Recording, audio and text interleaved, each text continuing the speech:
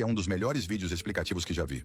O empresário e advogado Dr. Fábio faz uma alerta importante. O porquê devemos expurgar das urnas os deputados e senadores do Centrão e extrema-direita. Veja. O ex-presidente Bolsonaro adotou uma agenda liberal quando assumiu o governo e colocou como ministro da Economia o senhor Paulo Guedes. Esse ministro da Economia, ele tinha vários planos que, se fossem efetivados, estava caminhando para efetivar. Eu vou citar alguns que eu gostaria que muita gente que apoiasse o Bolsonaro, apoia até hoje, de forma ilimitada e sem analisar. Veja só, ele queria transformar o INSS e passar ele para iniciativa privada. Ele queria converter o regime de INSS para iniciativa privada, ou seja, deixar de ter a responsabilidade de gerir o sistema de previdência no Brasil, passando para os bancos. Óbvio, né? Ele era ex-banqueiro, ele tem interesse de transferir tudo para o mercado financeiro. E vou mais longe. Quando você transfere para o mercado financeiro, é óbvio que o banco vai querer ter um lucro maior sobre os aposentados, diferentemente de hoje. Então, se ele tivesse efetivado isso, se o Bolsonaro tivesse sido reeleito, hoje nós já não teríamos mais aposentado no regime do INSS, teria já sido transferido, o apoio sempre do Centrão, né, que é contra o Brasil, transferido isso para a iniciativa privada. Isso é uma das coisas, mas tem mais. Ele também iniciou uma série de diretivas com o objetivo de transformar todas as unidades básicas de saúde do Brasil e transferir para uma parceria público-privada, ou seja, privatizar o nosso sistema único de saúde a longo prazo, como é nos Estados Unidos. Nos Estados Unidos, para quem não sabe, se você tiver uma gripezinha, uma dor de cabeça, uma unha encravada e entrar num hospital, ficar um dia internado ou meio-dia, você deixa a alma lá dentro do hospital literalmente, porque o custo é altíssimo quando você transfere para a iniciativa privada nos moldes do modelo americano. Quem conhece os Estados Unidos e brasileiro que vai para lá sabe quanto custa uma consulta num hospital do sistema americano, sendo que aqui no Brasil nós temos tudo gratuito, até cirurgias de alta complexidade, remédios. Então, esse plano também que ele tinha em mente de privatizar as UBS e ao longo do tempo todo o sistema SUS bate com a formação dele. Ele era ex-banqueiro, queria transformar, criar novos mercados para os bancos, fundos de investimento que até ele tem relação, de atuar e ganhar bilhões de reais em cima dos brasileiros. E eu fico abismado de gente da classe pobre, da média, apoiar esse tipo de coisa. Parece que esqueceu as artes que eles pretendiam fazer com os trabalhadores. Por exemplo, eu sou empresário e advogado, eu tenho cerca de 250 colaboradores. Eles queriam tirar o fundo de garantia, as férias, o aviso prévio, 13º, como é lá nos Estados Unidos. Eu já fiz uma produção citando que não tem como fazer isso no Brasil, porque você teria que aumentar, triplicar o salário básico do trabalhador. E aí as empresas não aguentariam o tranco. Então, é melhor deixar o sistema como está hoje e melhorar, inclusive para os trabalhadores, do que você tirar os direitos trabalhistas, deixando os trabalhadores à mercê dos empregadores, porque aí eles vão deitar e rolar em cima dos trabalhadores. Eu não acho isso correto e eu sou empresário, inclusive. Não acho justo isso, fazer isso com os trabalhadores brasileiros. Mas o Bolsonaro, desde quando assumiu, falava que queria extinguir, inclusive, a justiça do trabalho aqui dentro do Brasil. Você que é trabalhador, registrado, você ia topar que extinguisse esses direitos seu, que já é garantido na Constituição Federal? O Bolsonaro tinha um entendimento que vinha desse ministro da Economia, que a gente tinha que transformar aqui o Brasil igual os Estados Unidos. O sistema único ser privatizado, o INSS ser privatizado. Mais uma, as universidades federal, ele também se manifestou no sentido de as universidades, quem cursasse universidade pública deveria pagar, ou seja,